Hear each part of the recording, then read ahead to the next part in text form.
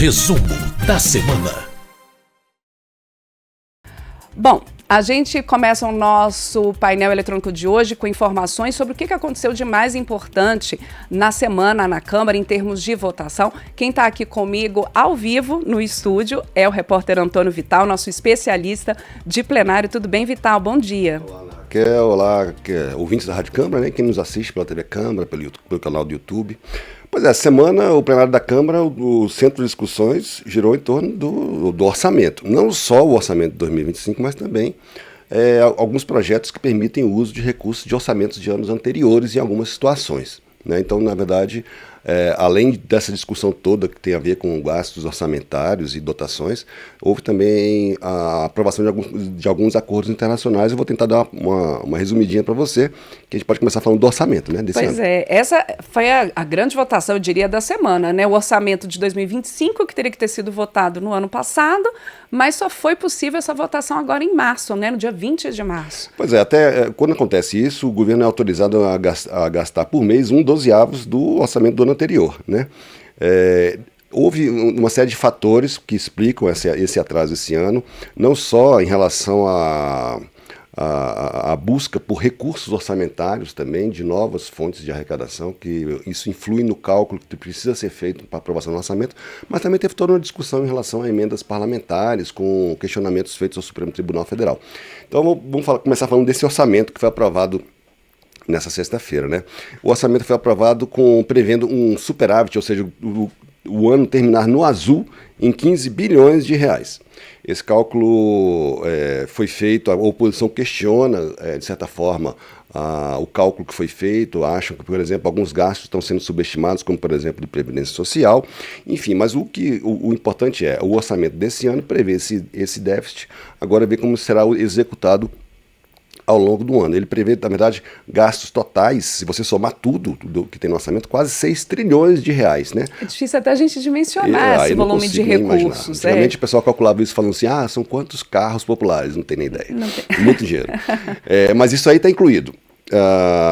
Tudo que vai ser gasto com investimentos, tudo que é gasto com, por exemplo, pagamentos de funcionalismo público, tudo que é gasto com o pagamento da dívida pública, né, que só isso aí já são quase mais de 1,5 trilhão de reais só para pagar títulos da dívida que vão financiando a dívida pública ao longo dos anos. E além de gastos com previdência, por exemplo, também, né, que ocupa grande parte desse total aí. Só para você ter ideia, eu vou falar só de alguns grandes números, daqui a pouco a gente vai entrar mais em detalhes sobre isso aí. Por exemplo, saúde, que é obrigatório você gastar 15% da receita líquida. Saúde estão previstos 233 bilhões de reais. Educação, 167 bilhões de reais. Bolsa Família, 160 bilhões de reais. O PAC, 60 bilhões de reais. Tem também quase 28 bilhões de reais para reajuste que já tinham sido acordados com várias categorias de servidores públicos federais. E, por exemplo, recursos para emendas parlamentares, que são aquelas emendas, as individuais, de bancadas de comissões, sendo que as individuais de bancadas são de execução obrigatória, ou seja, desde que esteja previsto e aprovado no orçamento, o governo é obrigado a gastar aquilo e esse dinheiro vai para várias funções. Para essas emendas, estão reservados 50 bilhões de reais. Essas emendas, você lembra que foi questionado no Supremo Tribunal Federal, houve uma ação do PSOL e de alguns organismos com a Transparência Internacional dizendo que elas não tinham a transparência e a rastreabilidade suficiente. Houve uma série de mudanças na maneira como se apresenta e como se pode executar essas emendas. Chegou-se num acordo, e isso também demorou, porque houve uma série de mudanças esse ano ainda em relação às regras voltadas para essas emendas. Também explicou um pouco esse atraso na aprovação do orçamento. Enfim, foram aprovados e houve algumas críticas, por exemplo, os deputados do PCdoB, que é um partido da base do governo, questionaram que houve corte, por exemplo, na dotação dos recursos para a Lei Aldir Blanc, né, que é aquela lei que beneficia produtores culturais, agentes, pessoas que trabalham nessa área de cultura, que houve um corte grande que estava previsto 2,5 bilhões de reais e só acabou que o orçamento prevê 480 milhões. O governo disse que vai, ao longo do ano, ir recuperando isso aí com base em créditos extraordinários. A mesma coisa, por exemplo, em relação ao programa Pé de Meia, que foi aprovado no ano passado, é uma das vitrines do governo. Porém, não existe uma dotação suficiente para o pé de meia ao longo do ano. E que foi até questionado pelo TCU, né, como é que ia ser feita essa questão do pé de meia. Então, quer dizer, o governo ainda vai negociar aí ao longo do ano esse orçamento. O que acontece o orçamento prevê gasto X, né, arrecadação X, gasto X, isso tem que dar um superávit, né? Ele pode fazer remanejamentos dentro do próprio orçamento. Então, você pode botar dinheiro no pé de meia, desde que você tire dinheiro de outros lugares. Então, é isso que o governo está pretendendo fazer ao longo do ano, e esse foi o orçamento que foi aprovado ontem. E aí, essa questão, o orçamento foi aprovado numa sessão do Congresso. Então, Isso. deputados e senadores, Isso. vai para sanção. Só que Isso. os deputados também aprovaram, e aí só Câmara por enquanto, 2 projetos relacionados também ao orçamento, de certa Isso. forma, remanejamento e possível liberação de recursos que estavam ali represados, não é isso? Porque existe uma série de limites para, por exemplo, quando você tem uma previsão orçamentária, existe um dinheiro X para determinada coisa. Se esse dinheiro não for gasto até o fim do ano, ele entra nos chamados restos a pagar. Esses restos a pagar, em certas condições, eles são proibidos de serem usados no ano seguinte, né?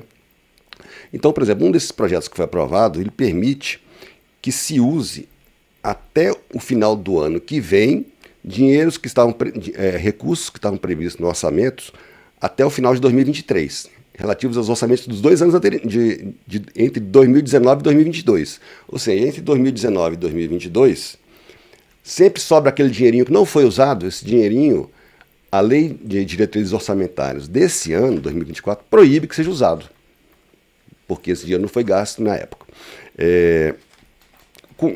O que aconteceu? Esse projeto que já tinha sido aprovado pelo Senado, na verdade é um projeto de origem do Senado, foi aprovado em fevereiro lá, permite que esse dinheiro que estava lá reservado no orçamento, em 2023, relativo a esses anos de 2019, 2020, 2021 e 2022, sejam usados até o final do ano que vem, né?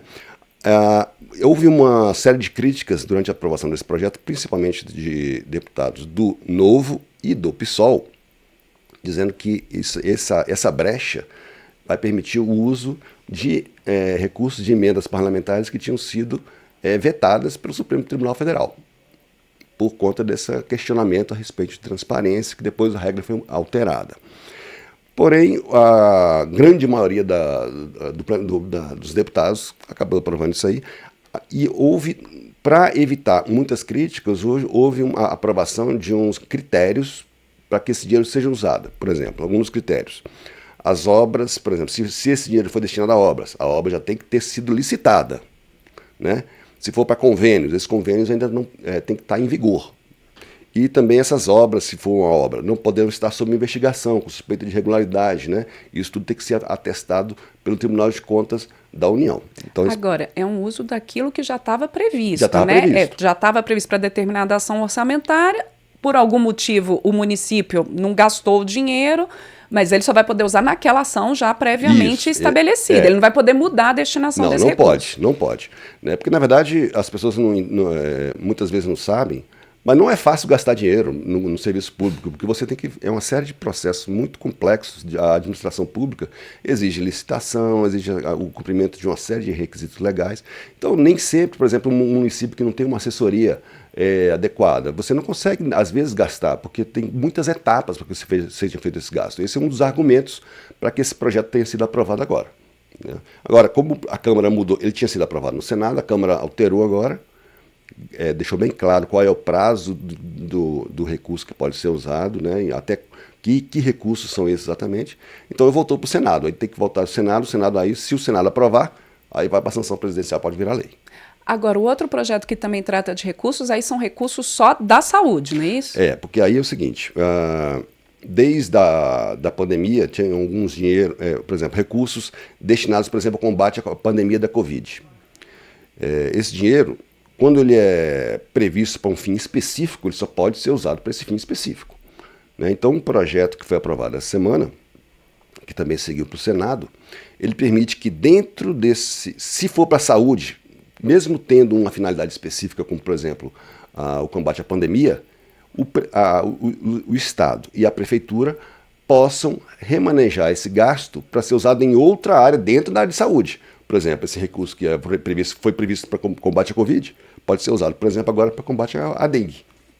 Houve uma nova combate emergência ali, né? Os prefeitos estavam dizendo isso, né? A gente até entrevistou o autor, o Mauro Benevides Isso. Filho, aqui no painel, e o que ele falou é que, às vezes, mudou a prefeitura, viu que o município, como você falou da dengue, estava ali, não tem mais aquela emergência no caso de Covid, mas está precisando combater a dengue e não pode usar esse recurso Isso. que está ali represado, porque ele só poderia, em princípio, ser usado para Covid. E é curioso que medidas parecidas já foram aprovadas 3 vezes desde 2020.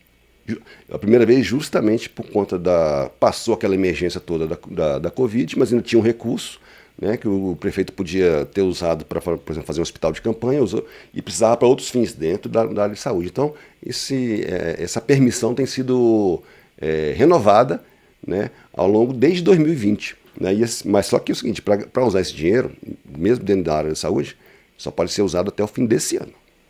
Então tem que se organizar para usar, né? Isso. E Vital, como é de costume, já quinta-feira foi um dia também de votação na Câmara de acordos internacionais. Foram quantos aprovados? Foram 4 acordos. As pessoas não dão muita, né, não prestam muita atenção nesses acordos, mas tem coisas importantes. Por exemplo, tem um acordo que foi feito entre o Brasil e a Suécia, que trata de regras para, por exemplo, para quando um dos 2 países que fazem parceria na área de defesa, se quiserem exportar produto ou alguma tecnologia de defesa. Então esse acordo ele cria regra, por exemplo, estabelece que para que isso aconteça, para que um dos 2 países que tem essa parceria na área de defesa possa exportar para outro país qualquer produto, software, qualquer coisa de defesa, os 2 países têm que concordar. São várias regras, né? Porque não sei se você lembra, mas a Suécia vendeu para o Brasil aqueles caças Gripen, né, que são usados hoje pelas Forças Armadas. Então esse acordo está dentro desse contexto. Tem um outro acordo também, que esse aí na verdade é um protocolo que adiciona um texto, uma convenção da Organização Internacional do Trabalho relativa a combate ao trabalho escravo. Né, adiciona algumas medidas de um protocolo que já existe de combate, que é uma coisa mundial, que o Brasil também é signatário desses protocolos de combate ao trabalho escravo. Esse diz, por exemplo, que os países têm que fornecer meios para as pessoas vítimas de trabalho escravo se defenderem, tem que prever reparação, se for o caso, né, e medidas preventivas, como mais fiscalização. Isso aí também foi assinado essa semana. Agora tem outros 2 projetos também, feito dentro do bloco do Mercosul, que trata de serviços financeiros, por exemplo, um banco ou uma financeira de um país que queira atuar em outro país, porque hoje em dia existem muitas novas modalidades de financiamento, de agência bancária. Você vê, tem esses bancos digitais, tem várias novidades que não estavam previstas na regulamentação do funcionamento disso. Então, tem esse acordo no Mercosul que tem também regras para a atuação desse tipo de fintechs, por exemplo, né, num país, no outro, como pode ser autorizado, quando pode ser negado, etc, etc. Isso aí esse acordo funciona no âmbito do Mercosul. Tem também um acordo, que é um acordo padrão, que o Brasil faz com vários países, que esse foi feito com a Índia, que tem a ver com ações penais. O que acontece, por exemplo, se o cidadão brasileiro for processado na Índia, se o cidadão indiano for processado no Brasil, como seria a defesa das pessoas, como seria, por exemplo, se o Brasil quiser congelar algum ativo, produto de crime organizado que esteja na Índia e vice-versa. Então esse é um acordo padrão, o Brasil já faz com vários países, e todos esses acordos foram encaminhados para o Senado, porque eles são incorporados na nossa legislação só depois que passam pelas 2 casas, pela Câmara e pelo Senado. E a gente ainda lembra, né, Vital, que nessa semana ainda teve a eleição de presidentes de comissões. 28 das 30 comissões permanentes escolheram seus presidentes, só ficou faltando a Comissão de Administração e Serviço Público e a Comissão de Desenvolvimento Urbano, que é o que deve acontecer nos próximos dias, provavelmente na próxima semana, mas também é a retomada do trabalho das comissões, né? Ou seja, o ano começou mesmo, né? Não é nem o carnaval, é o orçamento e a eleição das comissões que faz o ano começar de verdade no Congresso. Exatamente. Vital, muito obrigada pela participação aqui no resumo da semana e até a próxima semana. Até a próxima. Até a próxima.